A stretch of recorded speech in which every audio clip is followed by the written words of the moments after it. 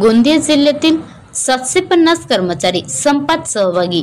शासकीय सेवेत समायोजन करण्याच्या प्रमुख मागणीला घेऊन राष्ट्रीय आरोग्य अभियानातील कर्मचारी बेमुदत संपावर। 15 दिवसापासून बेमुदत संप सुरूच। याचा आरोग्य सुविधांवर परिणाम देखील झाला आहे।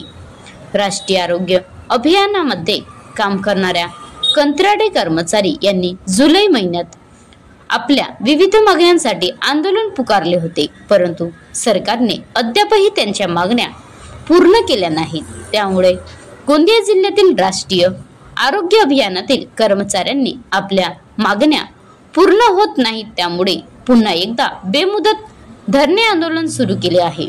गोंदिया जिल्ह्यातील राष्ट्रीय आरोग्य अभियान अंतर्गत असलेल्या एकूण 750च्या वर कंत्राटी कर्मचाऱ्यांनी या संपात सहभाग घेतला आहे। गेल्या 15 दिवसापासून बेमुदत संप सुरू असून याचा आरोग्य सुविधांवर परिणाम देखील झाला आहे। Maharashtra live news reporter Sachin Bansod, Vidarbha प्रतिनिधी गोंदिया।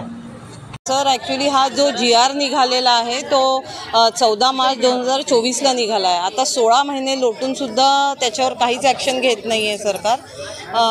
आणि याच्या आधी पण आम्ही त्यांना इंटिमेशन दिलं होतं, पण ते काहीच ॲक्शन घेत नाही आहे। त्याच्यामुळे आम्हाला नाईलाजास्तव इथे आंदोलनाला बसावं लागत आहे। काय प्रमुख मागणी आहे तुमची? आमची प्रमुख मागणी आहे, आम्ही जे कॉन्ट्रॅक्च्युअल एम्प्लॉई आहे ते आम्हाला परमनंट करा। म्हणजे ज्यांचे 10 वर्ष झाले त्यांना परमनंट करण्यात यावं असं GR ऑलरेडी निघालेला आहे। त्याला 1.5 वर्षाच्या वर झालेला आहे। पण किती कर्मचारी उपोषणावर बसले? गोंदियात सध्या स्थितीत 435 लोक उपोषणाला बसले। 19 ऑगस्ट 2025 पासून हे उपोषणाला बसले। पूर्ण झाली नाही तर काय आपण उपोषणाला बसला, याच्यावर आरोग्य विभागाला काय फटका बसणार आहे, काय सांगणार?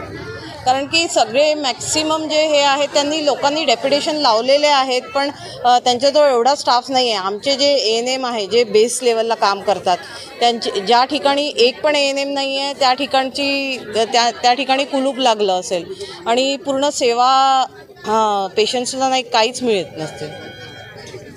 खरं म्हणजे यांनी जे आज उपोषण केलेले आहे बेमुदत, यांच्या मागण्या रास्त आहेत।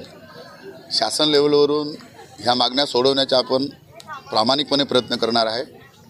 उद्याला आरोग्यमंत्री आदरणीय आंबेडकर साहेब यांच्याशी चर्चा करून यांची बैठक लावून यांच्या जो काही विषय आहे, मागण्या आहेत, ते आपण सूक्ष्म लावण्याच्या या ठिकाणी प्रयत्न करतो आहे।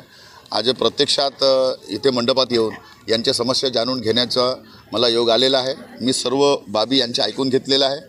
लवकरच याच्यावर तोडगा काढण्यासाठी आपण शासनाला विनंती करणार आहे।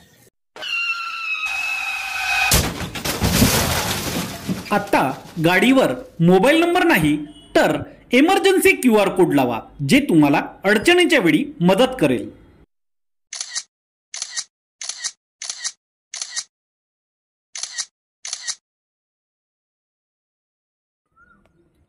बनवा व्हिडिओ, पाठवा व्हिडिओ, आम्ही तुमच्या न्याय हक्कासाठी लढा देऊ।